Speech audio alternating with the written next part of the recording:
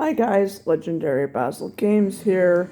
So today we're going to talk about a very mysterious character, one we know all too well, and one we all love to hate, and one we all like to see get the living crap beaten out of him, or we would really like to, and eventually he does. So, without further ado, this is Hiruzen is under Genjutsu. That's the title of the video. If you're new to the channel, subscribe to the page, hit that notification bell, comment on the video, like the video, and all that stuff. Subscribe. So, my opinion on the whole Hiruzen and Danzo Shimura situation is that Hiruzen is under Genjutsu. He is under, most specifically, Shisui's Kodomatsukami. And you say, and I hear you asking, why would he be under a Genjutsu? What makes you think that?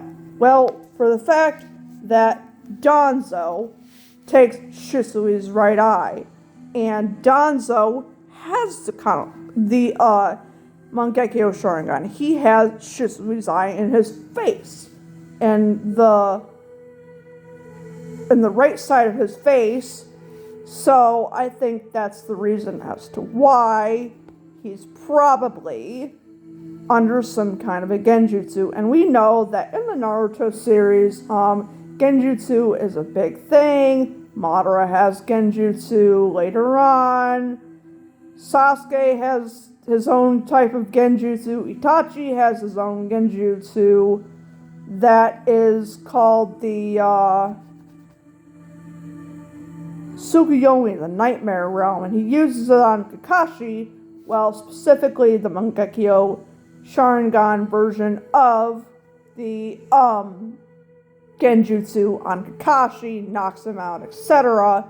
But this is where I think that Danzo is manipulating him, because we see that him and Hiruzen they argue and they bicker a lot, and the fact that Hiruzen doesn't really do much of anything, but he tries to at least, and in my opinion he's a little bit better of a character, although he's not the best character.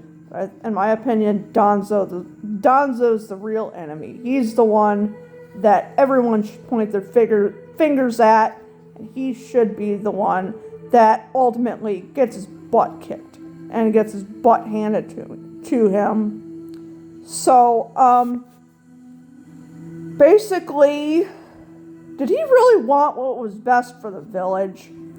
Everyone likes to say, oh, he wants what's best for the village. But did he really? Honestly, they're trying to make me laugh, trying to make the rest of the Naruto fandom and fans out there, make them laugh at your joke that he said that he wants what's best for the village, because just because he says it doesn't mean it's true. And the fact that he operates in darkness, deception, treason, secrecy, and rather than help Konoha, help Konoha, I guess that's how it's said, when they needed the Anbu and his help most, he did nothing. He does nothing except tell the Anbu that they aren't allowed to help, which only delays Naruto Uzumaki's arrival to stop Pain's invasion when Pain arrives in the village. And rather than go and try to fight Pain or even try to help the village at all, even help the citizens of Konoha,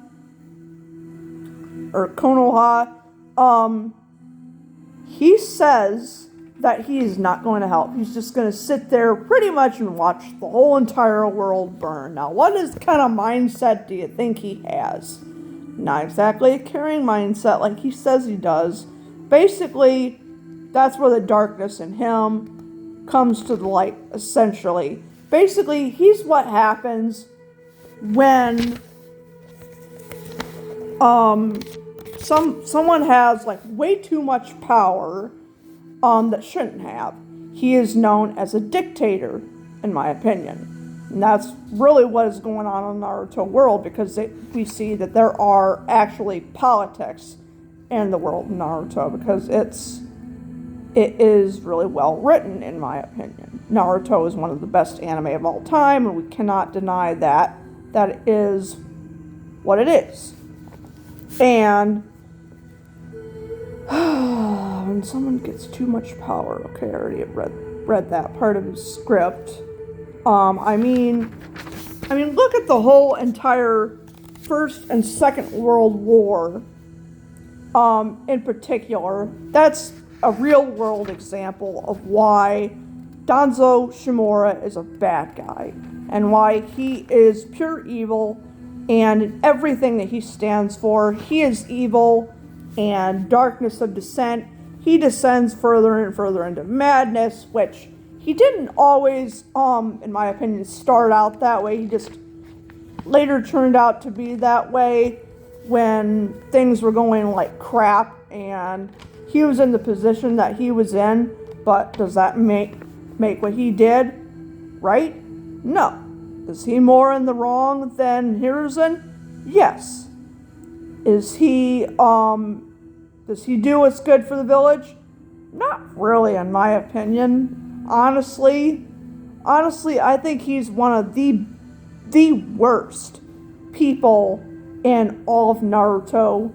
Even, in my opinion, he's worse than Sasuke, he's worse than Madara. He's basically the living embodiment of evil, darkness, descent, deception, and everything that is otherwise known as creepy. And like in the Shadow Temple, I use this example. In the last video that I did yesterday night, but I wanted to kind of flush this out and like talk about Danzo more in specific in this video, that he's like the Shadow Temple or the bottom of the well of three features that everyone hates, but yet they exist in the real world, and like such as in crawl spaces, dark, narrow, scary, and also wet, damp, etc. And they're full of things that everyone detests, like spiders, snakes, if you're living in somewhere where there are snakes. They're full of animals that can basically kill you. And anything else that's down there that's underneath the foundation of a house. It's like, I don't know if you've ever actually legitimately been in one of those places, but I haven't. I'll tell you that it is creepy, and it is dirty, and it's just really, really, really gross. I was down there when I was like rescuing some kittens when I was a kid, because kids do stupid stuff. And I will tell you from personal experience that stuff really sucks, and no one likes it. But yet it exists in our world. And just kind of like in Christianity, because I'm a Christian, and how like God is good and Satan is bad, and how Satan does these crappy things, but yet no one stops him. God doesn't stop him because it's part of his greater plan, greater good, etc. So, basically, essentially, Danzo Shimura is like the living embodiment of what Satan once was.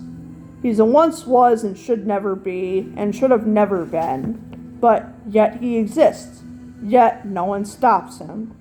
And anything like that, except when Sasuke steps into the scene, says, Danzo, how did you get those Sharingan on your right arm? And he says, oh, various ways. It doesn't really matter. He says, how many Uchiha did you have to kill to get that right arm of yours? And then basically he puts his Chidori right through Danzo's chest, and they battle it out with Genjutsu, and he's like, Now that's how you battle with your eyes. And he kicked Danzo's ass. And no one except for Sasuke could be so cold, arrogant, and ruthless. And except for Madara Uchiha, except that Madara wasn't really around back then. That was before, technically not. Before Madara was around, but no one knew where he was or if he existed. So, Sasuke was logically the only one that could do it. To essentially bear the burden of taking on something like that and taking out Danzo.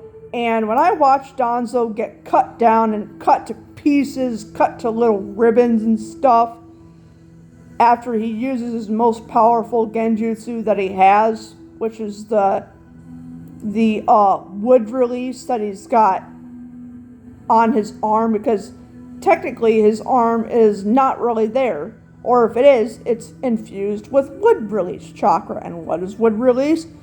It's the first Hokage's jutsu. And basically what it does is it turns into a giant tree, and it is supposed to stop you from doing anything and turn you into a tree too. So essentially when he uses that, he doesn't have enough power or enough stamina, chakra, to pull it off, which is no surprise right there. And once he uses the Genjutsu on his arm, he loses the battle and he royally gets his butt kicked. And when Danzo dies at the end of the day, he says, "Hiruzen, I wonder what was I to you? Nothing. You weren't anything." And if anyone says anything otherwise, well, that's their opinion. But my opinion is that Danzo is nothing. He is nothing that should have ever happened, and he is evil in every way, shape, and form. So, pretty much, when I see him die, I don't feel anything at all. I feel nothing about Danzo's defeat, because when him and Hiruzen, argue, you just get the feeling, Danzo is always up to something that we don't really know what it is. And essentially what happens is, in the real world, this is also another crappy example, is an old couple that has been together way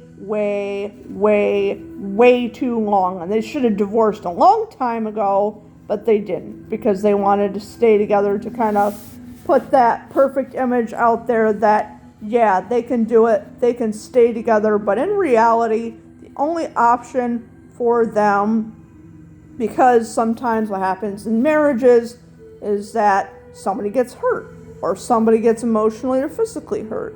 And in this case, Danzo.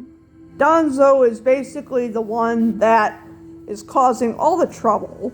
And Hiruzen is not really doing anything, because in my opinion, he couldn't really do anything anyways, because even if he did, he'd probably be killed by Danzo. So Danzo pretty much wants power. He wants control over everything. And in my opinion, that's the reason why Hiruzen is under a massive Genjutsu. He's under the Genjutsu of Danzo all the time. So, and whenever Danzo gets the chance to sneak in another dose of Genjutsu on whatever he can do, to Hiruzen, basically, he uses it on Hiruzen. In my opinion, it's not always actually it's not always Hiruzen's fault, but it's also yeah, I just had to make this video just kind of set some stuff straight, to kind of put out there that Hiruzen isn't a good or bad guy. He's just right in the middle, kind of like an anti-hero, or like a tertiary hero, I believe is what they call them. And Danzo, well, he's a villain. a villain at its best or worst, and a villain that no one likes and everyone wants to kick his butt, but he serves a purpose because he serves the purpose of everyone wants to kick his butt and everyone wants their own feeling towards him and to not be able to relate to him. But the fact that him being pure evil also gives us a way to relate to our own suffering within our own selves, and we can identify it, and we can feel like, yeah, that was really crappy. Why did that have to happen? But yet it does. Suffering, in my opinion, what doesn't kill you makes you stronger. So, but with Danzo, him getting his butt kicked is the most satisfying thing because the village suffers for so long, and Hiruzen and everyone else suffers so long because of him, and him being the guy that everyone wants a piece of and everyone wants their own shot at him. He's basically the best example of a villain that is pure, entirely 100% evil and should never happen. So, if you like my explanation video, click that subscribe button, hit the like button, subscribe to the page, and turn on notifications bell and comment. And I'll see you in the next video. Bye-bye.